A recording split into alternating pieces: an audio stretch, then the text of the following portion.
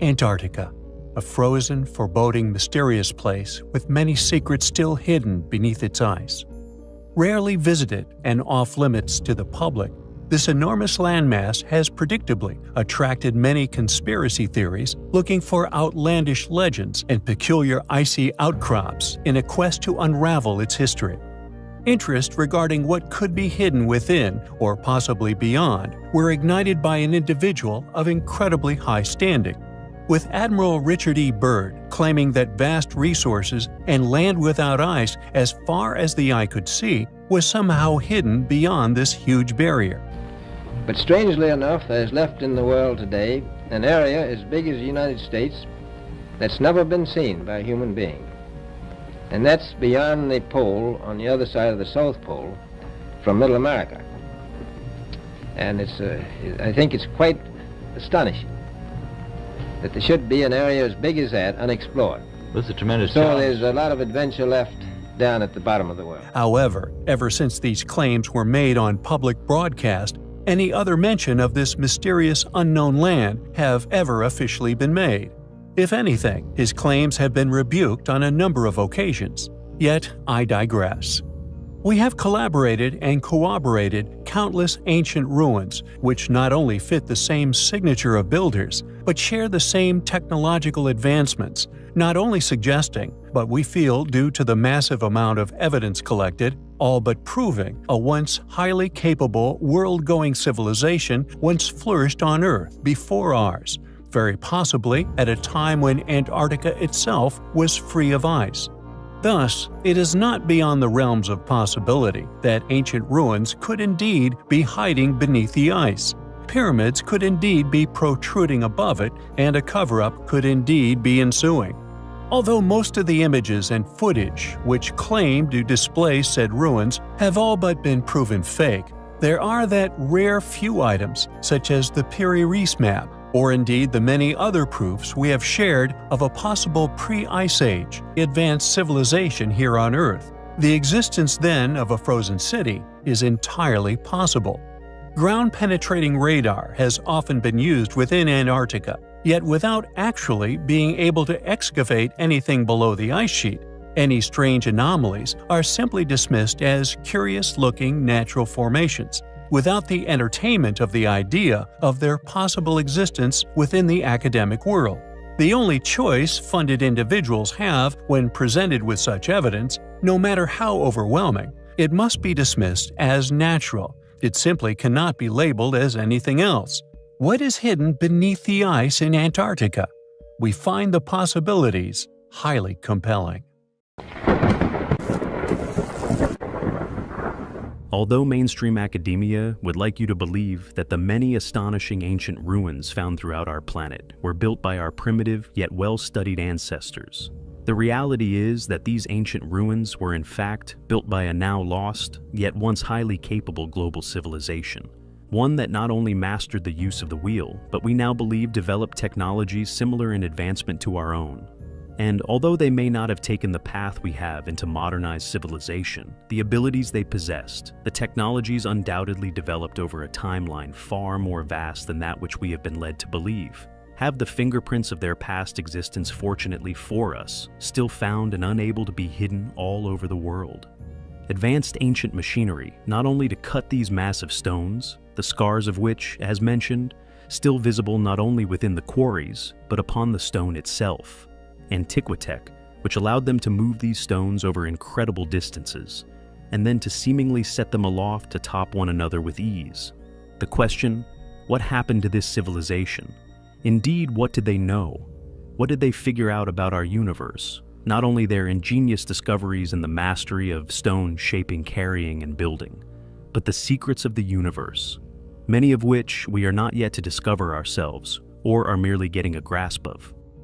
Incredible cardinal and other ancient alignments, some claimed to even mimic the magnetic field layout of the planet, more commonly known as ley lines. Not to mention the astronomical alignments all but proven to have been built into the layout of these many unexplained sites across our planet.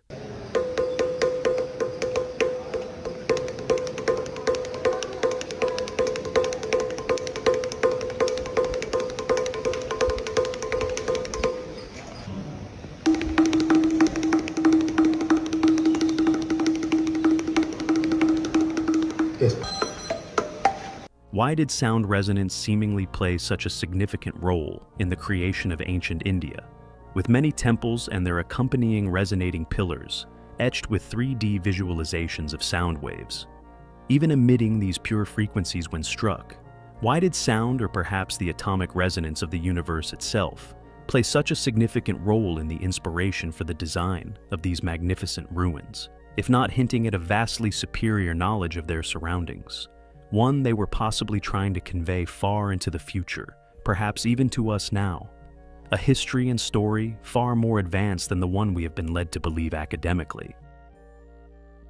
The mastery of water in Peru, with many of these polygonal water temples like those of Ollantaytambo, or the many claimed Mesopotamian sites, all sharing not only this mastery of water, all still surviving into the present day, but, as mentioned, all polygonal, a technology and building methodology we are yet to decipher, let alone replicate en masse without modern machinery.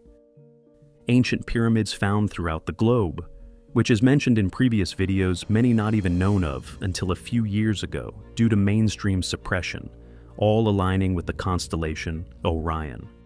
With the interior of the Great Pyramid itself claimed to replicate that of the inners of the human brain, as if suggesting that these sites the path to true enlightenment, as if reality itself built out of them, or, as posited, demonstrating a superior understanding of the reality we find ourselves in. Clues to the creators of these sites' incredible knowledge and abilities, ones which they seemingly left to us as a gift. Yet, I digress. Another caveat of this field of study is that of Tartaria, and indeed the incredible work that has been done in dissecting the truth in regard to many of these marvelous, yet claimed New World buildings found across the world, all claimed as those of the modern colonies. But could the reality be that they too, as these researchers' evidence would suggest, again the work of a now lost ancestor? One again lost by a cyclical deluge, a natural event, which rewrote history and allowed us to claim buildings, clearly built with lost antiquitech as our own. A civilization which may have ventured into these secrets of antiquity, deciphering them as we are, allowing them to discover methods of harnessing free or, at the very least, seemingly limitless energy, creating technologies some of which still survive, yet many, such as those based on the forbidden study of the ether, lost to the past. The true existence and evidence of the machines of antiquitech is an area of study I find incredibly interesting. For there is undoubtedly still proof existing, evidence of these machines still to be found worldwide. I feel it is only a matter of time before a complete intact machine is found, but found while the media, or at least the public, present.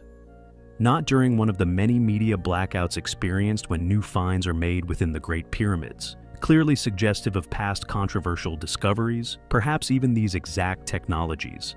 Advanced developments that will finally blow the mainstream paradigm, one which lacks any explanation out of the water, once and for all. It is a journey of discovery which we find highly compelling.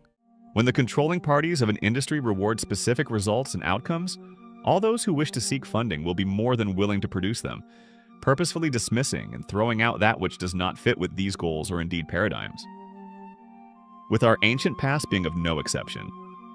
To claim that the ancient megalithic sites found worldwide, many with blocks weighing several hundreds of tons, each effortlessly lifted aloft and placed upon each other with perfect accuracy? To conclude that the masses of polygonal masonry, much made without mortar, perched upon precarious cliff tops, or gigantic fortresses perfectly slotted together, with blocks weighing upwards of 400 tons, were all built by differing groups and tribes, at differing times within history, with some even dated to before the known Iron Age, is we feel not only sheer ignorance, but possibly an indication of complicity in a conspiracy. It should be clear to all by now that anyone with any form of in-depth knowledge within antiquities, and indeed familiar with the details of these mammoth feats, who continues to toe the party line, as it were, that yes, Baalbek was built by Romans, or that the Great Pyramids, including the Sphinx, regardless of erosion, or the many stages of construction and conservation, which we have now exposed and shared, were indeed built by slaves, are clearly complicit in this cover-up. It is a conspiracy for power and control over all of our pasts, one that is extremely profitable. Yet as the evidence is exposed to the world, not only have we been predictably targeted for termination, But the truth jeopardizes a house of cards now built up over hundreds of years via millions of books, yet all built on a faulty foundation. The historical data collected regarding these known groups indeed correct and astute, with many details revealed about these later ancestors through marvelous intellect and technique. Yet the claims of these civilizations having been responsible for these structures within an unbroken timeline of history is crumbling before your eyes. With no explanation of how they moved or cut these stones, how indeed they built the pyramids or worked out how to create polygonal masonry, all techniques and knowledge that would even in today's world be undoubtedly invaluable to utilize. We are simply expected to ignore this mystery, to not even consider these gaping holes in our knowledge and abilities, to believe, as we are told, that it all simply became lost over the ages.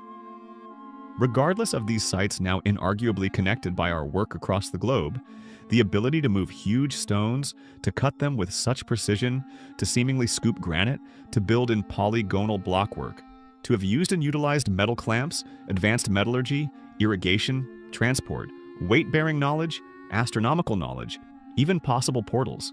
This modern age narrative written by those funded to do so continues to be protected at all costs, yet our work and the realization it carries is inevitable. Although there are many within the academic world who wish to silence us, and industries which wish to censor us, we feel it is all but too late. We had successfully slipped under the radar for long enough to get the message out there. Now we will endeavor to reveal the true extent and legacy of these now lost yet once astonishing civilizations. Our first book will soon be published, which will have many of our favorite and most popular subjects, scripts, illustrations, deep dives, historical anomalies, and so much more. Keep an eye out for updates and we will keep you posted. If you believe what we share is important for people to have access to, then please continue to like, share, comment, subscribe, and hit the notification bell for daily fresh content. It is a battle for the truth which we find extremely compelling. We recently covered the incredible discovery of a pristine, untouched, unlooted pre-flood city found within Sangsingdui, near the southwestern city of Chengdu. A site still filled to the rafters with this lost civilization's treasures and bizarre artifacts, none of which predictably synonymous with known Chinese history. It exposed the academic world's struggle to date such sites and the finds therein. A site spared the clutches of particular institutes and thus found to be full of compelling evidence to support its tremendous age, clearly being from a pre-cataclysmic era. And this next discovery of no exception. It too yet another incredible, untouched, abruptly abandoned citadel, a pre-flood relic literally preserved within the sands of time. Its inhabitants, like the countless other pre-flood sites found worldwide, once somehow vanishing into thin air. Known as Rub al-Khali, its true identity, however, possibly far more profound. In 2002, Sheikh Mohammed Al Maktoum spotted unusual dune formations and a large black deposit while flying over the desert. The area like that of the city found in the southwestern part of China, completely unknown of, with the entire area simply assumed to have been a barren wasteland, a candidate for the lost city's possible identity that has been put forward by a number of historians and researchers alike, is that the site could be that of the legendary Atlantis of the Sands, a place once known as Ubar, which, according to the legend, was buried beneath the sand after being destroyed as a punishment by God. T.E. Lawrence, a British officer during World War I, was the first to famously dub Ubar the Atlantis of the Sands. He was first to describe the lost city to the Western world, with legends telling of it containing immeasurable wealth, yet destroyed by God due to their arrogance and thusly swallowed forever by the sands of the desert. Researchers from Khalifa University in Abu Dhabi have utilized synthetic aperture radar, more commonly known as SAR, penetrative radar technology, to peer below the desert's surface. The radar detected buried structures and revealed clear signs of metal structures, artifacts, and layers of animal bones. It would appear that the scans do indeed suggest our hunch correct, and that we are again on the forefront of unlocking another miraculously intact chapter of lost human history. The findings suggest a complex, interconnected society that thrived in the region thousands of years ago. Researchers identified previously unknown settlements and roadways, which are strong indicators of long-term habitation and organized civilization. With each pass of the radar and layer of sand peeled back by science, the empty quarter is proving it was never truly empty, one researcher told the press. With the complete lack of any awareness of its existence written anywhere within human literature, it too shares the same inexplicable origin story as the countless other sites we share here on our channel. Yet what we find particularly intriguing are the legends of an Atlantis of the sands, possibly called so due to its past technological prowess. And with scans revealing that the site is seemingly intact a mere few meters below the researchers' feet, one can indeed hope that they do further in-depth investigations into just what could be hiding beneath. Yet alas, if the funders that be catch wind of its potential to be an historical controversy, they may indeed pull the proverbial plug. Thus I wouldn't get one's hopes up in regards to more official explorations. Yet regardless, I will do my best to keep you all posted. It is a site which we find highly compelling. Borkley, in his 1932 book Death Valley Men, discusses within the chapter Old Gold a conversation which he had several years prior with a small group of Death Valley residents. This conversation and subsequent testimonies, along with several other peculiar finds within the valley, would suggest that something quite remarkable has been concealed there, hidden by powerful and shadowy figures working out of the Smithsonian Institute. Two of the men, Jack and Bill, described their experience within an underground city, which they claimed to have discovered after one of them had fallen through the bottom of an old mine shaft near Wingate Pass. They claimed to have followed about 20 miles of tunnel systems north into the heart of the Panamint Mountains. There they allegedly found a huge, ancient underground city. They claimed that within the city lay several perfectly preserved mummies, which were wearing thick golden armbands and wielding solid gold spears. They also discovered that the whole system was lit by an ingenious system of lights fed by subterranean gases. They claimed to have seen a large, polished round table which looked as if it may have been part of an ancient council chamber, giant statues of solid gold, heavy stone wheelbarrows which were perfectly balanced and scientifically constructed so that a child could use them, huge stone doors which were also perfectly balanced by counterweights, among many other incredible claims. Having followed the caverns upwards to a higher level, which opened out onto the face of the Panamints, about halfway up the eastern slope in the form of a few ancient tunnel-like quays, they realized that the valley below was once underwater, and they eventually came to the conclusion that the arched openings were ancient docks for sea vessels. They could see Furnace Creek Ranch and Wash far below them. They told Borkley that they had brought some of the treasure out of the caverns and tried to set up a deal with certain people, including scientists associated with the Smithsonian Institute, in order to gain help to explore and publicize the city as one of the wonders of the world. Though unfortunately, a close, quote, friend of theirs stole these treasures, and they were rejected by when they went to find the mine entrance and could not find it. They claimed that someone had altered and rearranged the entire hillside and the landscape did not look like it had done before. When Lee last heard from the two men, Bill and Jack, they were preparing to climb the east face of the Panamints to locate the ancient tunnel openings, or quays, high up the side of the steep slope. In 1946, a man called Dr. F. Bruce Russell, a retired physician, told a similar story about finding strange underground rooms in the Death Valley area in 1931. He told of a large room with several tunnels leading off in different directions. One of these tunnels led to another large room that contained 3 mummies. Artifacts found in the room appeared to be a combination of Egyptian and American Indian design. The most amazing thing about the mummies, though, was the fact that they were more than 8 feet tall. Dr. Russell and a group of investors formed Amazing Explorations Inc. to handle the release and to profit from this remarkable find. But Russell mysteriously disappeared, and the investigators were never able to find the caverns again, even though Russell had personally taken them there. Months later, Russell's car was found abandoned with a burst radiator in a remote area of Death Valley. His suitcase was still in the car. The old yet extremely reliable TV series Death Valley Days also once ran a short story about Western pioneers finding mummies in the desert. And since one of the scriptwriters stated that there had never been a script without a solid basis in fact on the show, it would be interesting to find out what their source had been, if anyone can, of course. For now, it seems Death Valley will continue to be shrouded in mystery.